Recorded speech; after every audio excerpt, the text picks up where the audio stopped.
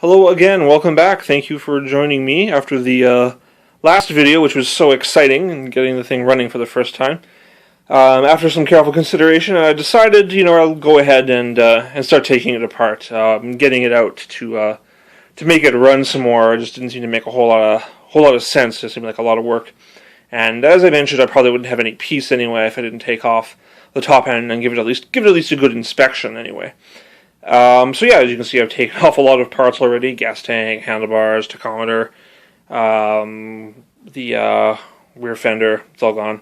And a few things interesting. I tested the tachometer by attaching my electric drill to the cable that runs to it, and after some futzing, I was able to get the needle to move anyway, which seems to suggest that the tachometer works. I'd like to do the same thing to the speedometer at some point.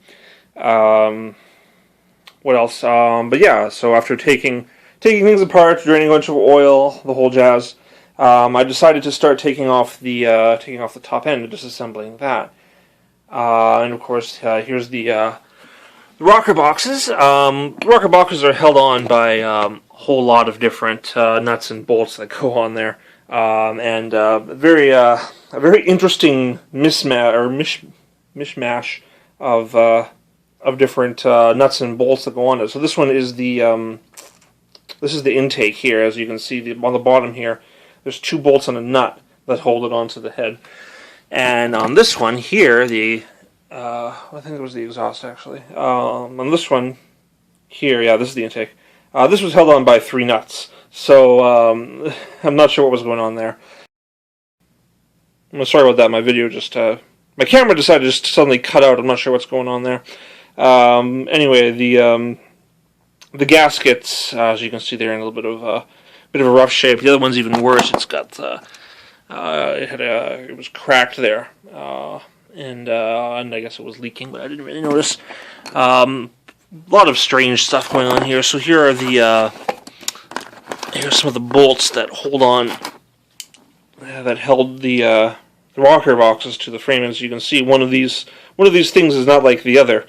Someone has gone and put just a regular old bolt in there to replace, well, I guess I'm missing one or something like that. And if you look really carefully, it's a little hard to tell on the camera, the diameters don't actually look to be exactly the same.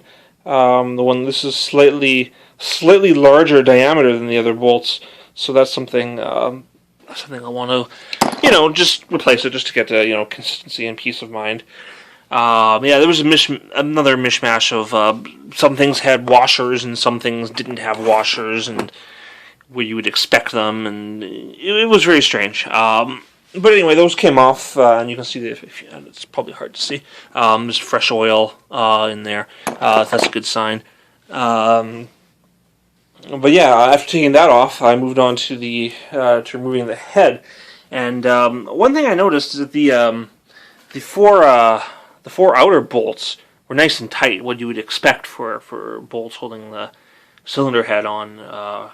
But the interior ones, they're actually not. Well, they're these. Those are the bolts. These caps. This one here, the bolt came out with a cap. I'm not sure why. Whereas on the other one, here it is. Just the cap came off. Video cut out again. What's going on there? Yeah, the cap here just came off. Not sure why that should be.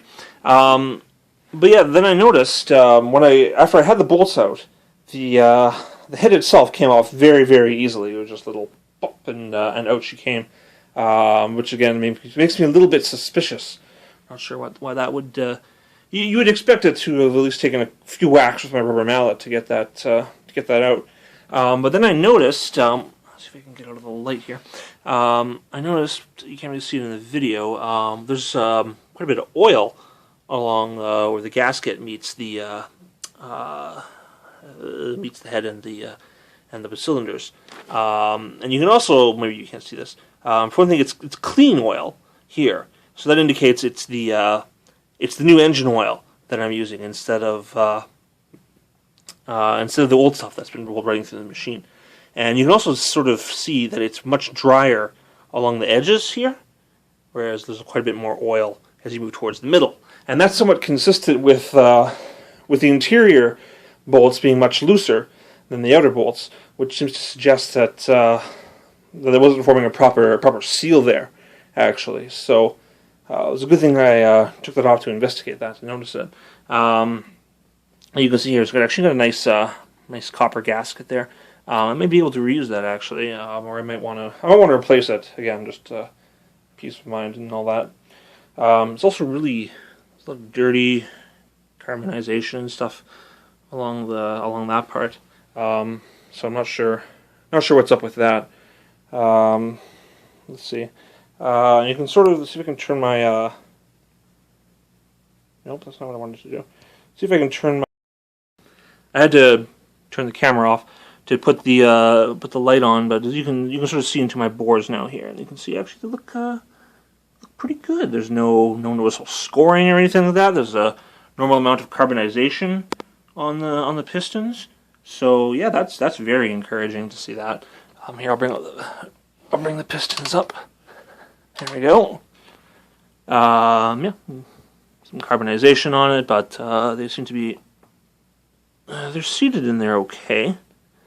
Not too much wiggle. A little bit more wiggle on the left one than on the right.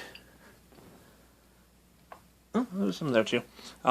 Strangely, the right one, you can see the carbonization or whatever you want to call it. Pattern is very different. I'm not sure why that should be, but it's much cleaner along the edges, whereas this is a much more even pattern. So I want to scrape a little bit of the carbon off to see if I can get the piston numbers on there, just to make sure everything matches. But yeah, so work continues, and some good signs. I'm going to take the whole block off, so I can take a look at like the piston rings and that sort of thing. I don't have a micrometer or calipers, unfortunately, so that's something I'll probably want to invest in before I go too much further. So yeah, thanks for watching. Okay, so just a little addendum here. I tried to take the bores off here, but as you can see, you can't really. There's not a lot of clearance there. You can't fit a socket on there or anything. So I can only fit my little 11 millimeter wrench can fit on there, but there's hardly any leverage at all. I can't take that off. I don't have a snowflake's chance in hell, as they say, getting those off with this tiny little wrench. And then to top it off, these here are standard hex nuts, but these ones here on the inside, these are actually 12 points. They got the star for the box end, but I can't get my box end on it anyway. So although it's different, it's not 11 millimeter, but still. With the proper, I think that's about ½ inch or so.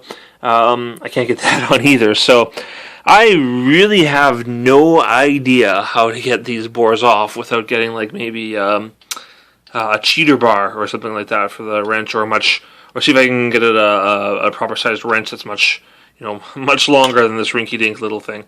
So I'm not sure what I'm going to do there. I might just leave them on and not bother. I only really wanted them off to take a look at like the piston rings and that sort of thing, which are probably fine. As you can tell, I'm not super confident about that, which is why I'd like to get them off. But if I can't get the nuts off, there's not a whole lot I can do about that.